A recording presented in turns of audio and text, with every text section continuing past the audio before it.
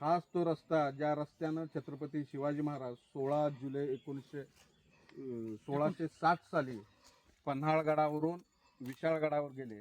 हा रस्ता आजही घनदाट जंगलाचा आहे आणि 1660 साली या रस्त्याची काय अवस्था असेल. पन्हाळगडाला सिद्धी जोहरनं 1660 साली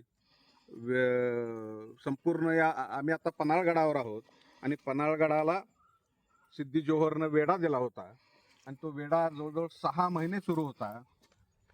6 महिने सुरू होता. छत्रपती शिवाजी महाराज याच गडावर अडकून पडले होते आणि छत्रपती शिवाजी महाराज जर सिद्धी जोहरांच्या ताब्यात सापडले असते तर हे स्वराज्य बुडालं असतं.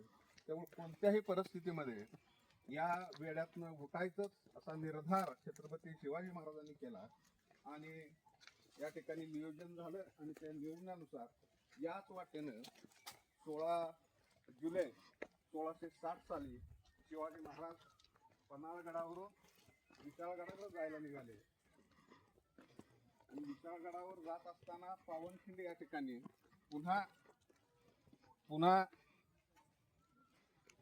पावनखिंडी या ठिकाणी जात असताना सिद्धी जोहरच्या सैनिकांनी अडवण्याचा प्रयत्न केला. मात्र त्या ठिकाणी बाजीप्रभू देशपांडेने पावनखिंड लढवली.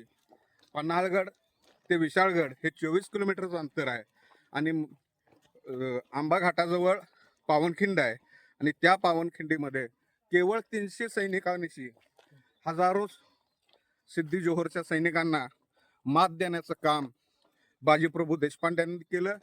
ज्यावेळी विशाळगडावर छत्रपती शिवाजी महाराज पोहोचले आणि त्या ठिकाणी तोफांचा आवाज झाला त्याच वेळी बाजीप्रभूंनी आपला प्राण सोडला आणि स्वराज्याचा रक्षक छत्रपती शिवाजी महाराज या तावडीतून यशस्वी निसटले.